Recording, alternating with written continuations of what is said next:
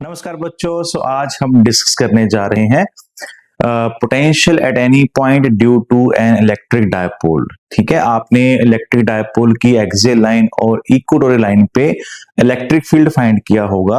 आज हम नया टॉपिक करने जा रहे हैं पोटेंशियल की वजह से। और पोटेंशियल के बारे में आपको थोड़ा बहुत पता होना चाहिए कि जो इलेक्ट्रिक फील्ड है और पोटेंशियल में क्या डिफरेंस है। मोटा मोटा ये डिफरेंस है कि इलेक्ट्रिक फील्ड एक वेक्टर क्वांटिटी है और जो पोटेंशियल है वो एक स्केलर क्वांटिटी है। देखिए यहाँ पे हमारे पास जो आपकी रेफरेंस बुक्स होती हैं या एनसीईआरटी बुक है, उसमें जो हमारे पास इलेक्ट्रिक डायपोल है उसकी एक्सियल लाइन या इक्वेटोरियल लाइन के ऊपर पोटेंशियल फाइंड करने का अलग से आर्टिकल नहीं है। हमारे पास आर्टिकल क्या है कि हमने पोटेंशियल कहीं भी फाइंड करना है अराउंड द डायपोल। ठीक है, तो चलिए हम शुरू करते हैं।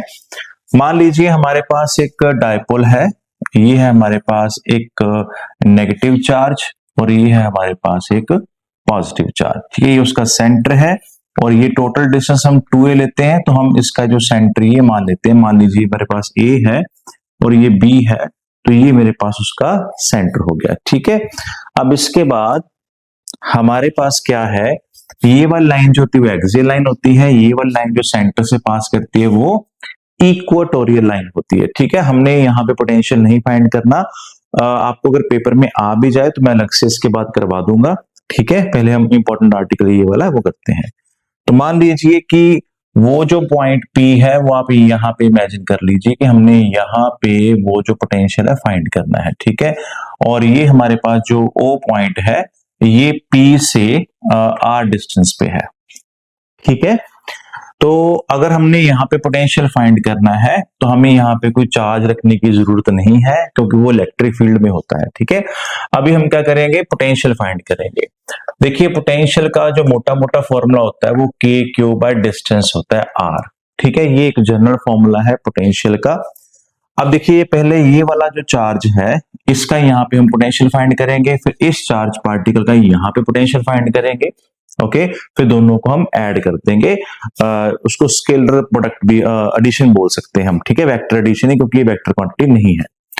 सो हमारे पास देखिए यहाँ पे जो डिस्टेंस है, ये जो आर है वो आर नहीं है। यहाँ पे अगर हमने यहाँ पे पोटेंशियल फाइंड करना है तो ये डिस्टेंस हम मान के चलेंगे ये R1 है। ओके, तो उस वजह से ये जो पोटेंशियल है मेरा जो पहले चार्ज की वजह से है वो V1 है और के क्यू बाय R1 है, और ये जो चार्ज पार्टिकल है वो नेगेटिव है, तो इसलिए यहाँ पे माइनस के क्यू बाय R1 लिख देंगे। ठीक है, तो कोई डायरेक्शन नहीं है यहाँ पे। ओके, अब मान लीजिए इसका हमें फाइंड करना है, इसका यहाँ पे, तो ये वाला डिस्टेंस हम ले लेंगे। ये वाला डिस्टेंस हमारे पास हो गया R2। तो हमारा जो पोटेंशियल है सेकेंड चार्ज की वजह से वो कितना हो जाएगा, प्लस के क्यू बाय R2। ठीक है, तो देखिए ना तो हमें R1 पता है ना हमें R2 पता है। इसके दो मेथड हैं इस आर्टिकल करने के, बट हम इजी वाला मेथड करेंगे। क्लियर? तो हमारे पास जो टोटल पोटेंशियल आप निकालोगे वो टोटल पोटेंशियल कितना आएगा, V1 प्लस V2 आएगा। V1 कितना है, के क्यू बाय R1 माइनस में है, और ये वाला के क्यू बाय R2 प्लस में है। अगर मैं के क्यू यहां से कॉमन निकालू तो मेरे पास R2 माइनस R1, मैंने एक स्टेप कम कर दिया क्योंकि R2 मैंने पहले लिख लिया और R1 बाद में लिख लिया। यहां तक अगर आप करते हो और डायग्राम ये वाली बनाते हो तो आपको 1.5 मार्क मिल जाते हैं। ठीक है, टोटल 3 मार्क का ये आर्टिकल है अगर पेपर में आता है तो। पंजाब बोर्ड के जो बच्चे हैं उनके लिए भी अच्छा आर्टिकल है, इंपॉर्टेंट आर्टिकल है। तो देखिए इसमें दिक्कत क्या है कि हमने R1 फाइंड करना है। ठीक है, हमें R पता है, हमें E पता है, तो ये पाइथागोरस थ्योरम नहीं लग सकती क्योंकि बच्चे लगा देते हैं, क्योंकि ये वाली लाइन जो है परपेंडिकुलर नहीं है। क्योंकि जो इलेक्ट्रिक फील्ड वाला आपने आर्टिकल किया था ना, उसमें ये वाली लाइन इक्वेटोरियल लाइन थी, तो ये जो R था वो इस AB के ऊपर परपेंडिकुलर था, तो वहां पे पाइथागोरस थ्योरम लग जाती थी, पर यहाँ पे नहीं लगेगी। ठीक है, उसके लिए हमें क्या करना है, तो देखिए हमारे पास हम क्या करेंगे, इसको थोड़ा सा बड़ा कर देंगे, इस वाली लाइन को, और यहां से परपेंडिकुलर खींच लेंगे, परपेंडिकुलर। ठीक है, इसको आप चाहे n नाम दे दीजिए, n। और ये देखिए ये मेरे पास जो है ये थीटा है मान लो। ठीक है, एक्चुअली मैंने ऑलरेडी बना ही दिया था वहां पे थीटा, ये एक्चुअली पॉइंट O लिखा था, चलो ये थीटा ले लीजिए आप एंगल। ओके, ये डायपोल की डायरेक्शन है, ये वाली डायपोल मूवमेंट की direction minus Q two plus Q होती है, इलेक्ट्रिक फील्ड की पॉजिटिव टू नेगेटिव होती है, और डायपोल की direction minus Q two plus Q होती है। ठीक है, तो ये मेरे पास गिवन है। ठीक है, अब देखिए कि अगर मैं कहूं कि डायपोल आपको पता है बहुत छोटा होता है, डायग्राम में हम बहुत बड़ा करके दिखाते हैं, डायपोल आपको पता होना चाहिए। जैसे HCl का मॉलिक्यूल है, ठीक है, जिसमें क्लोरीन इलेक्ट्रोनेगेटिव होता है, तो वो इस तरह से आप समझ सकते हैं। तो हाइड्रोजन इलेक्ट्रोपॉजिटिव होता है, पार्शियल नेगेटिव पॉजिटिव चार्ज होता है, ये तो ये डायपोल ही होता है। तो डायपोल का ये डिस्टेंस बहुत कम होता है। ठीक है, ये ए जो हमने लिखा है बहुत ही कम होता है, क्योंकि ये बॉन्ड लेंथ के बराबर होता है। ठीक है, तो हम यहाँ पे क्या करेंगे, हम ये मान के चलेंगे ये जो Pn है, ठीक है, मैं यहीं पे लिख देता हूं, Pn जो है वो लगभग इसके इक्वल है, किसके इक्वल है, Pa के इक्वल है। ठीक है, Pa और Pn ऑलमोस्ट इक्वल है। ये आपके पास R1 है, तो ये हमारे पास क्या है, Pa क्या है, PO प्लस ON। ठीक है, अभी हमें PO तो पता है कितनी है, R है, हमें ON नहीं पता। तो आप देखिए ये वाला अगर थीटा है तो ये वाला थीटा हो जाएगा, तो राइट एंगल ट्रायंगल यहाँ पे बन जाएगी आपके पास। तो यहाँ पे आप निकालोगे ON। ठीक है, ये तो मुझे लगता है आपको आता होगा। ठीक है, तो देखिए ये थीटा के सामने परपेंडिकुलर हो गया, ये बेस हो गया, ये हाइपोटेन्यूज हो गया, तो ON ओवर OA ये आपके पास आ जाएगा cos थीटा। ठीक है, तो ON की वैल्यू कितनी आ गई, OA cos थीटा, और OA की वैल्यू कितनी है, A cos थीटा। तो यहाँ पे आपके पास आ गया R plus A cos theta. ठीक है जी, ON की वैल्यू आपके पास यहाँ पे हो गई A cos थीटा। तो हम यहां पुट कर देंगे R1 की वैल्यू। ठीक है, सिमिलरली हमने ये R2 निकालना है। ठीक है, तो देखिए हमें आप कह सकते हो, दोबारा आपके माइंड में आ सकता है सर ये R1 और ये पूरा का ये पूरा ये बड़ा दिख रहा है हमें डायग्राम में, यानी कि PA और PN इक्वल नहीं। मैं फिर कह रहा हूं कि ये एंगल बड़े छोटे होते हैं और ये पॉइंट भी कोई खास दूर नहीं होता। ठीक है, और ये जो PN की जो लेंथ है वो PA के इक्वल हम इसलिए मान लेते हैं क्योंकि ये डिस्टेंस बहुत कम होता है। ठीक है, सिमिलरली देखिए मैंने यहाँ पे परपेंडिकुलर खींचा PO के ऊपर, तो ये R2 मैंने फाइंड करना है, तो इसमें हम क्या इमेजिन करेंगे। ठीक है, तो इसके लिए मैं यहाँ पे लिख देता हूं इसको, ये वाला पोर्शन में यहाँ पे यूज कर लेता हूं। तो यहाँ पे हम क्या करेंगे, एक परपेंडिकुलर और खींच देंगे ऐसे। ठीक है, और इसको हम M नाम दे देंगे।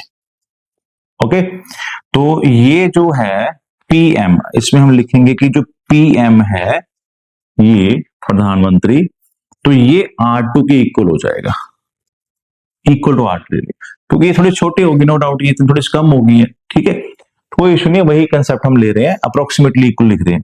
तो देखिए PM असल में क्या है, तो मैं इसको पहले R2 equal to approximately PM लिख लेता हूं। ठीक है, R2 मेरे लेफ्ट साइड पे मैंने ले लिया। तो PM असल में क्या है, PO में से OM माइनस कर दीजिए, PO में से OM। जैसे यहाँ पे PO में ON ऐड हो गया, तो यहाँ पे PO में OM माइनस हो गया। डायग्राम बड़ी बड़ी लग रही है, मैं फिर कह रहा हूं कि PM और PB ऑलमोस्ट इक्वल ही है। ठीक है, तो PO की वैल्यू हमें पता है R है, तो जैसे आपने ये निकाला था A cos थीटा, वैसे इसका आंसर भी OM का A cos थीटा आएगा, आप बाद में देख लेना। तो यहाँ पे हमारे पास क्या है, A cos थीटा आएगा। ठीक है, तो ये हमारे पास A cos थीटा, ये भी A cos थीटा। बच्चे क्या करते हैं, सोचते हैं कि ये A cos थीटा ये sin थीटा हो जाएगा, ऐसा नहीं। सेम आप लीजिए, थीटा के सामने परपेंडिकुलर है, तो ये बेस है, हाइपोटेन्यूज है। ठीक है, उस हिसाब से आपका ये OM निकल जाएगा। ये आपको होमवर्क हो गया, आपने अपने निकालना है। तो अभी देखिए V की वैल्यू हम पुट करेंगे, तो K क्यों आ गया मेरे पास। ठीक है, तो 1/R2, तो ये मेरे पास R2 था, तो यहाँ पे मैं इसकी वैल्यू पुट करूंगा R minus A cos theta, और R1 की वैल्यू थी R plus A cos theta. ठीक है, तो यहाँ पे आपका आंसर क्या आ गया, इसका जो आप एलसीएम ले लीजिए, R minus A cos theta, और यहाँ पे आ जाएगा R plus A cos theta. Okay, तो यहाँ पे R माइनस A है, तो मैंने यहाँ पे R प्लस A लिख लूंगा, और अगर यहाँ पे R प्लस A है तो मैं यहाँ पे R minus A cos theta लिख लूंगा। और यहाँ पे ये क्या आंसर आ गया, देखिए यहाँ पे ये A माइनस बी और A प्लस बी बन गया, ये हो गया A square minus B square. Okay, इसको ओपन कर देंगे, ये आ जाएगा R plus A cos theta minus R plus A cos theta. तो आपका यहाँ पे क्या है, आर और आर कट गया, तो आपका यहां पे आंसर बाद में बताऊंगा, इतना पहले आप नोट कर लीजिए। ये आ गया आपके पास के क्यू, ये बन गया 2a cos theta, 2a cos theta, और नीचे क्या आ जाएगा r square minus a square cos के थीटा। और हमें पता है, देखिए क्यू इंटू टू ए क्या होता है, अगर आपने इलेक्ट्रिक फील्ड वाला चैप्टर किया है ना, तो ये होता है पी डायपोल मोमेंट। तो यहाँ पे आ गया के क्यू इंटू पी हो गया, ये कॉस थीटा आ गया, और आपका ये वाला आंसर क्या हो गया, फाइनल आंसर हो गया। अगर आपको स्पेशल केसेस वगैरह नहीं पूछे जाते, मैं बताता हूं आपको स्पेशल केसेस क्या होते हैं, पहले आप ये समझ लीजिए। ठीक है, इसको नोट डाउन कर लीजिए। मान लीजिए कि जैसे ये मेरे पास डायपोल है, ठीक है, ये मेरे पास डायपोल था, हमने यहाँ पे पता किया हुआ ना, यहाँ पे पता किया भी कितना पोटेंशियल है। अगर मैं इस पॉइंट पे पता करना चाहूं, ये कौन सी लाइन है, एक्सियल लाइन, तो ये वाला पी पॉइंट यहां पे ले आऊंगा। अगर ये वाला पी पॉइंट मैं यहां पे ले आऊंगा, ये वाला इस तरह से हो जाएगा, तो थीटा कितना हो जाएगा, 0। तो देखिए यहां पुट कर दीजिए के पी कॉस 0 और r square minus a square cos square 0। हमें पता है कॉस 0 कितना होता है, 1। तो आपका आंसर आ गया k p over r square, क्योंकि sorry r square minus a square आ गया, क्योंकि कॉस स्क्र क्या है 0, 1 का स्क्र 1 होता है, तो आपका ये आंसर आ गया। ठीक है, अगर आपको पूछता अलग से कि potential at any point on dipole axial line of dipole find करो, तो ये क्वेश्चन आता ही नहीं, कभी भी नहीं आता। अगर आ भी जाए तो या तो आपको अलग से करना पड़ेगा, ठीक है, नहीं तो आप ये वाला फॉर्मूला याद कर लीजिए कि एट एनी पॉइंट ये वाला फॉर्मूला होता है, और हमने अगर एक्सियल लाइन पे फाइंड करना है, थीटा 0 पुट कर दो, ये आपका आंसर आ जाएगा।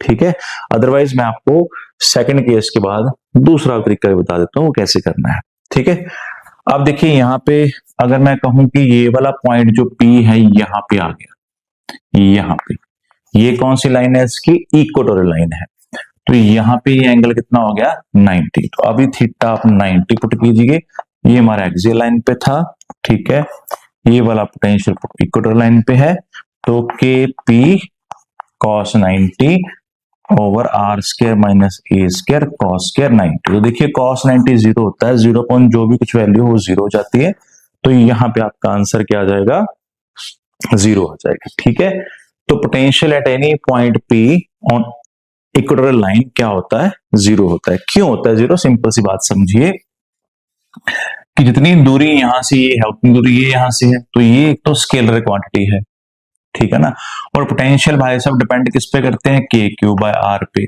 डिस्टेंस भी सेम है, चार्ज भी सेम है, तो इसका पोटेंशियल यहाँ पे माइनस हो गया, इसका पोटेंशियल यहाँ पे प्लस हो गया, ठीक है ना, R1 और R2 बराबर हो गए, क्योंकि R1 और R2 यहाँ पे बराबर मान लेंगे, ये मान लो R1 है, ये R2 है, तो अगर बराबर है तो ये कट गए, तो आपका जो टोटल पोटेंशियल है वो 0 हो गया।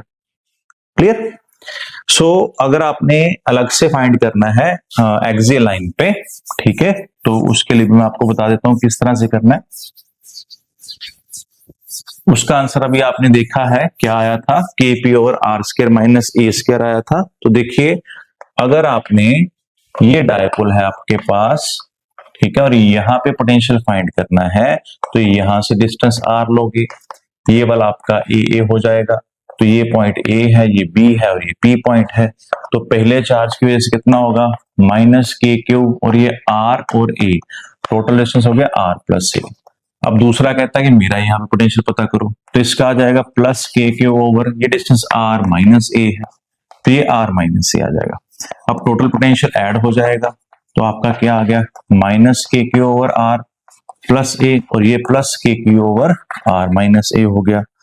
अब इसमें से के क्यू कॉमन निकल गया, तो आर माइनस ए पहले लिख लिया मैंने, ये वाला मैंने आर प्लस ए बाद में लिख लिया, तो ये आपका आंसर क्या बन जाएगा आर माइनस ए और आर प्लस ए। तो यहाँ पे आर माइनस है तो यहाँ पे आर प्लस ए आ जाएगा, ये आर प्लस है तो यहाँ पे आर माइनस ए आ जाएगा। ठीक है, इसको अगर हम सॉल्व करें, सॉरी यहाँ पे ना माइनस आना था, मुझे भी लगा कुछ गड़बड़ है। ठीक है, यहाँ पे हमने लिख लिया आर माइनस ए, तो यहाँ पे आर प्लस ए आ गया, और बीच में क्या है माइनस, ठीक है, तो ये ओपन हो जाएगा। ओपन होने के बाद ये क्या बनेगा आर प्लस ए है, और यहाँ पे माइनस आर, और ये प्लस ए बन जाएगा, तो नीचे क्या आ जाएगा a minus b plus b, तो ये आ जाएगा r square minus a square, तो ये कट गया आपका आर प्लस आर और आर कट गया। ठीक है, अब उसके बाद क्या करेंगे हम, मैं यहां पे कर देता हूं, चलो इसको रब कर देते हैं, ये तो आपने नोट कर लिया होगा ना, तो कर लेना। तो ये आपका आंसर कितना बन गया, k q 2a over r square minus a square, ये p होता है, तो आपका आंसर वही आ गया k p over r square minus a square, जो भी हमने पिछले फॉर्मूले में पुट करके देखा था थीटा 0। ठीक है, तो ये पोटेंशियल वाला आर्टिकल है, ये काफी अच्छा आर्टिकल है, काफी इंपॉर्टेंट आर्टिकल है। इसके अलावा इसके जो स्पेशल क्वेश्चंस है वो क्या बनते हैं, सिंपल सा है, देखिए ये सारी एक्सियल लाइन है, ठीक है, और ये सारी इक्वेटोरियल लाइन है जो सेंटर में से पास करती है। अगर वो आप कहता है कि इसके सेंटर में पोटेंशियल पता करो, तो ये लाइन पे हमने फाइंड किया 0 होता है, अदरवाइज इसका यहाँ पे पोटेंशियल नेगेटिव होगा, इसका यहाँ पे पोटेंशियल पॉजिटिव होगा, ये वेक्टर क्वांटिटी नहीं है नहीं है नहीं है, तो पोटेंशियल टोटल कितना हो जाएगा, 0 हो जाएगा। ठीक है, तो इसमें से न्यूमेरिकल्स के चांसेस बहुत कम है, सिर्फ आपको आर्टिकल ही आ सकता है। ठीक है, तो इसको अच्छे से कर लेना। तो अगली वीडियो में हम जल्दी मिलेंगे नए आर्टिकल के साथ, तब तक के लिए खुश रहिए, आबाद रहिए, जिंदगी जिंदाबाद।